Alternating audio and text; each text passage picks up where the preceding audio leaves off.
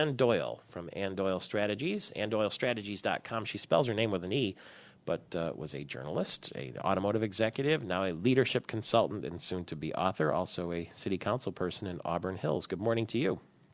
Good morning, Michael Patrick. I hope you had a great, awesome weekend in Michigan. Yeah, as I mentioned, I was at Sage Lake, and then I popped up to Harbor Springs for their Paul Revere run at 8 o'clock in the morning. They have a 10-mile race and a 3-mile race. I invented my own 3-mile walk, which goes right along Little Traverse Bay in front of those very stately homes there on that beautiful stretch in that very picturesque town. And then they had an Independence Day parade at 1:15 with veterans and all sorts of great floats and festive things. It was hot, though, I'll tell you that, on the sidewalk in Harbor Springs there, watching the parade go by. And every once in a while, some clown would come by with a bottle of water or a squirt gun, and it was a good time to be squirted. How about you? Good. You saw some fireworks of a different variety in your neighborhood, I understand. Oh, you heard about that? Yeah. Well, I have the last horses in Auburn Hills. I live in what's still left of the country here on the very north side of Auburn Hills, and I've had horses for 20 years. And in that time, only about 4 times have horses gotten out. And you really don't want horses getting loose in Auburn Hills these days because it's really it's not country anymore. But I was on my deck actually, and I heard yelling and screaming, and went running out. And the horses are running down the road. And the one thing you never want to do with horses, they're just like dogs, is you don't want to chase them.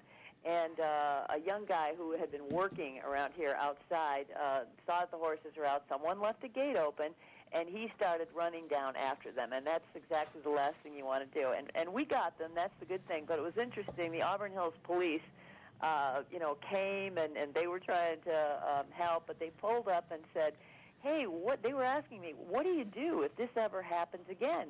What do you do? And we had a big conversation about, if you ever are involved and you see horses going down the road or something like that, the last thing you want to do is chase them. And I brought food. I brought a bucket of food, and they have to come to you. Yeah, well, it wouldn't take them long to come looking for the apples or whatever you had for the horses. And it must have been a wild weekend for you. You saw a lightning strike? I've never seen a lightning strike. Yeah, this is an astonishing thing because when I was a kid growing up, there were we had lightning rods, I remember, on houses and barns, and I've never seen that in a long time, and I haven't heard anything about this. But we had a house struck by lightning. It was probably about 150 yards from my house. I mean, really just behind the house across the street. And I was not here when it happened, but basically my neighbor saw it.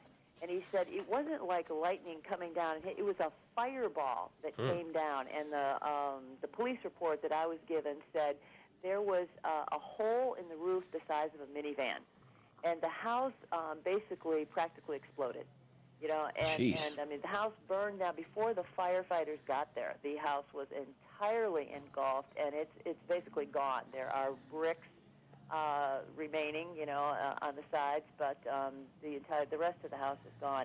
And it's it's something I want to know more about because it was astonishing to me. It was not the highest house around in the area, and you don't hear about it much. But when lightning strikes, it's very deadly. And luckily, no one was home. Is Joe Dumars going to leave and go to the Nets? He says he hasn't interviewed with him. There are sources in New Jersey who say he has. We saw Tom Wilson leave the Pistons. Is Joe Dumars next?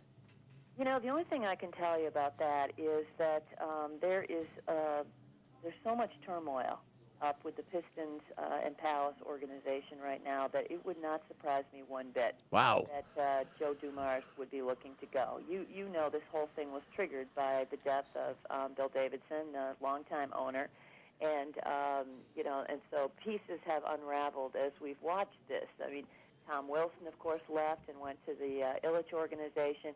Tom Wilson also raided the Palace organization and took about 9 people with him. And so, and then Karen Davidson, of course, is basically saying that she wants the team. The team is expected to be sold before the season starts. And, of course, there's a lot of talk about the Ilitches being part of a consortium that will buy that. But with all of those pieces going on, I think it's, regardless of what Joe Dumars says, I think it's very likely that if he got a very good offer, he would go, because it's completely uncertain that he would have a job when a new owner comes in anyway. I kind of thought he would have been a Piston for life, but I guess very few things in sports are for life anymore, huh?